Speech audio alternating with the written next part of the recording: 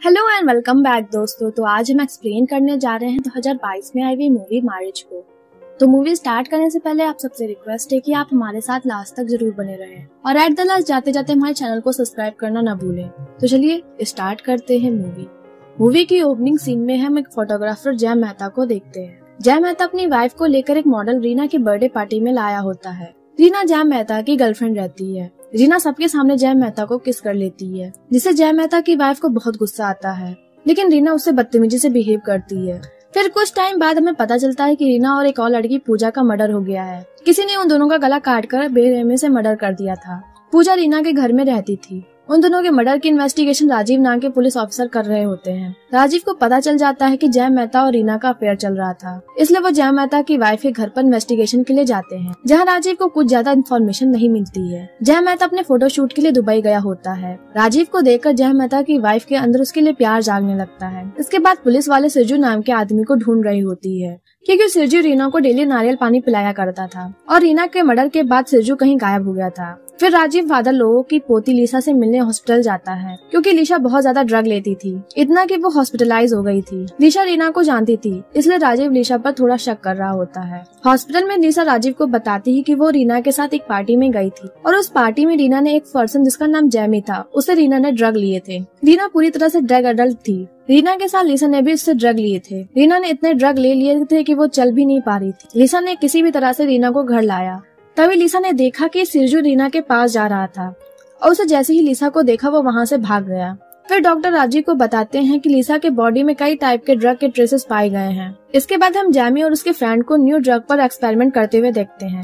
Jamie अपनी कमाई का आधा हिस्सा ऑर्फनेज में डोनेट करता था और उनसे मिलता था, क्योंकि जैमी खुद ही ऑर्फनेज में पला बड़ा। लेकिन ऑर्फनेज का ओनर महेश जैमी को डांटता है, क्योंकि वो नहीं चाहता था कि वो बच्चे जैमी से क्लोज हो। फिर राजीव उसी पार्टी में जाता है जहाँ जैमी और उसका फ्रेंड रहता है। राजीव को देखकर जैमी और उसका फ्रेंड भागने लगते हैं। राजीव जैमी के फ्रेंड को पकड़ लेता है और उससे इन्वेस्टिगेशन से राजीव को पता चलता है कि वो अपने लैब में न्यू ड्रग बनाते थे और लिसा को टेस्ट करने के लिए देते थे, लेकिन रीना के साथ क्या हुआ उनको नहीं पता। फिर राजीव कमिश्नर के पास जाता है, जहां कमिश्नर उसे रीना का केस क्लोज करने के लिए कहता है। तभी राजीव कमिश्नर की भतीजी पायल को देखता है। पायल राजीव की बचपन की फ्रेंड थी।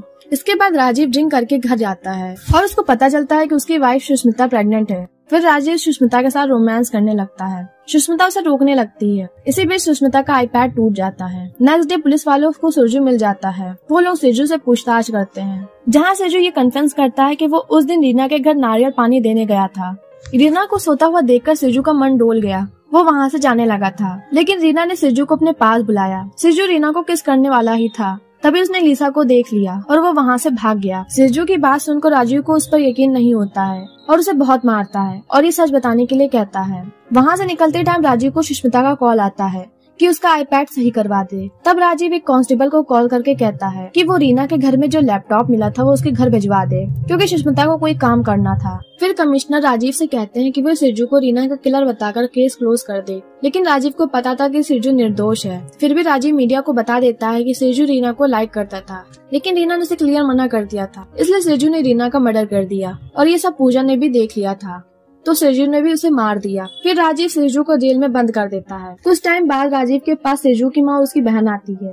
वो लोग बोलते हैं कि उनका सिरजू निर्दोष है, वो किसी की जान नहीं ले सकता है। राजीव उन दोनों की बात नहीं सुनता है और वहाँ से चला जाता है। इन सब के बाद कमिश्नर राजीव के लिए एक पार्टी रखते हैं, जहाँ राजीव और पायल एक दूसरे से काफी क्लोज हो जाते हैं। उधर सुष्मिता के घर पर कोई अननोन पर्सन घुस जाता है और सुष्मिता को मारने की कोशिश करता है। सुष्मिता उसे छिपकर राजीव को कॉल करती है, लेकिन राजीव वहाँ पायल के साथ रोमांस करने में बिजी रहता है, इसलिए वो सुष्मिता का कॉल नहीं उठाता है। फिर सुष्मिता उस अननोन पर्सन से बचते हुए सीढ़ी से नीचे गिर जाती है और उसका मिसकैरेज हो जाता है। राजीव को जब ये सब पता चलता है तो उसे काफी बुरा लगता है। डॉक्टर राजीव को बताते हैं कि सुष्मिता को होश आने में काफी टाइम लगेगा। फिर राजीव के पास फादर लोगो आते हैं और उसे चर्च में ले जाते हैं। फादर लोगो राजीव से कॉन्फ्रेंस करने के लिए कहते हैं, क्योंकि राजीव ने एक निर्दोष को सजा दिलाई थी, साथ ही उसने सुष्मिता को चीट करा था, जिससे राजीव काफी गिल्ट में रहता है।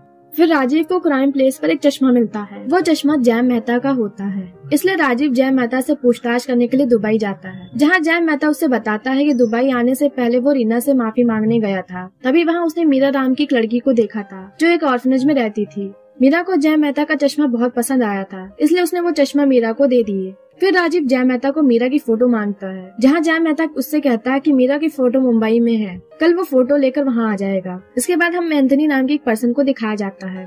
एंथनी के साथ कुछ ऐसा हुआ था जिससे पुलिस ने उसको अरेस्ट कर लिया था। एंथनी सुष्मिता को देखने हॉस्पिटल जाता है और वो सुष्मिता को रूम के बाहर देख रहा होता है। तभी वहाँ नर्स आ जाती है। एंथनी वहाँ से चला जाता है।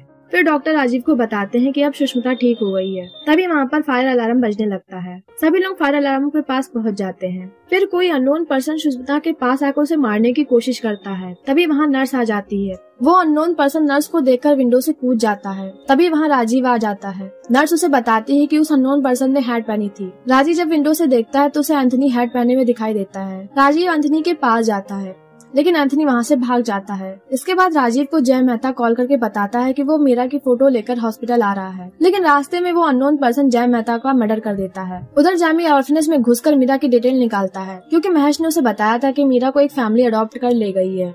इसलिए जैमी उस फैमिली के घर का एड्रेस ढूंढकर उसके घर में जाता है, जहाँ उसे पता चलता है कि ये घर तो कई महीनों से बंद है। इसलिए जैमी को महेश पर थोड़ा शक होने लगता है। फिर फादर लोगों राजीव को फिर से चर्च लाते हैं और उसे कन्फेस करने के लिए कहते हैं। इसलिए राजीव सभी बातों को फादर लोगों के सामने कन्फेस करता है। फिर जैमी महेश का पीछा करते हुए एक जगह आता है, जहाँ उसे कंटेनर में बहुत सारे बच्चे होते हैं और मीरा भी रहती है। जैमी मीरा से सारी बात पूछ रहा होता है। तभी कोई पर्सन जैमी के सर पर रॉड से मारता है, जिससे जैमी की मौत हो जाती है। इसके बाद राजीव को याद आता है कि उसने रीना के लैपटॉप को घर भेजा था।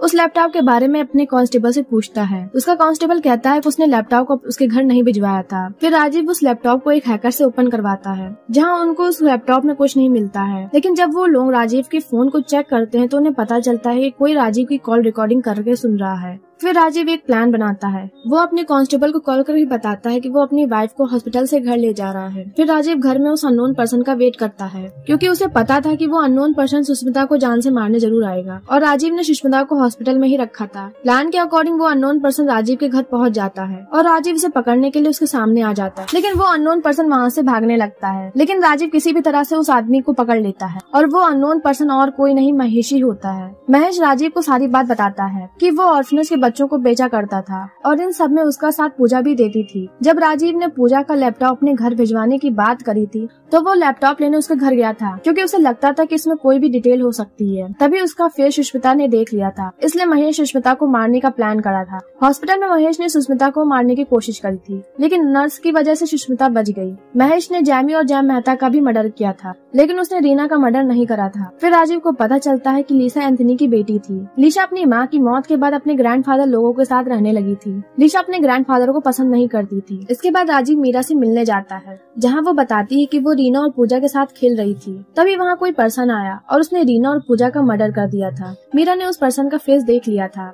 उसी बीच नर्स एक फोटो को राजीव के पास लाती है, जिसमें फादर लोगो, एंथनी, जैनी और लीसा रहते हैं। नर्स राजीव को एंथनी के बारे में बताती है कि एंथनी सुष्मिता को रूम के बाहर देख रहा था। राजीव उस फोटो को मीरा को दिखाता है। मीरा उस किलर को पहचान लेती है। राजीव को लगता है कि एंथनी लीसा को मारने जरूर आएगा, इसलिए वो फादर लोगों के पास जाता है, जहाँ फादर लोगों बताते हैं कि लीसा सो रही है और फिर वो एंथनी के बारे में बताने लगते हैं कि एंथनी ड्रग लेता था, इसलिए जेनी लीसा को लेकर फादर लोगों के पास आ गई थी। लेकिन एक दिन एंथनी लीसा को लेने के लिए जेनी के पास आया, जहाँ उनके बीच हाथापाई में जेनी नीचे गिर गई और उसकी मौत हो गई। इसलिए पुलिस ने एंथनी को अरेस्ट कर लिया था। तब लीसा अपने फादर के लिए बहुत रोई थी। जब लीसा बड़ी हुई तो उसने घर छोड़ दिया और उसने ड्रग लेना स्टार्ट कर दिया था, जिससे फादर लोगों काफी अपसेट हो गए थे, क्योंकि उन्होंने अपनी बेटी जेनी से प्रॉमिस करा था कि वो लीसा को एंथनी की तरह कभी नहीं बनने देंगे। इसलिए फादर लोगों ने उसी रात लीसा को समझकर रीना का मर्डर कर दिया था, क्योंकि रीना ने लीसा का गटअप लिया था। रीना का मर्डर होते हुए पूजा ने देख लिया था। तब फादर लोगों ने पूजा को भी मार दिया। राजीव को लग रहा था कि मीरा एंथनी को किलर बताएगी, लेकिन उसने फादर लोगों को किलर बताया था। फादर लोगों एंथनी से उसकी बेटी को अलग करना चाहते थे, क्योंकि एंथनी ने फादर लोगों की बेटी को उनसे अलग करा था। इसलिए अब फादर लोगों ने लीसा का मर्डर कर दिया था। राजीव को ये सब पता चलने के बाद फादर लोगों को अरेस्ट कर लिया जाता है और एंथनी को छोड़ दिया जाता है। इस तरह हमारी मूवी का एंड होता है।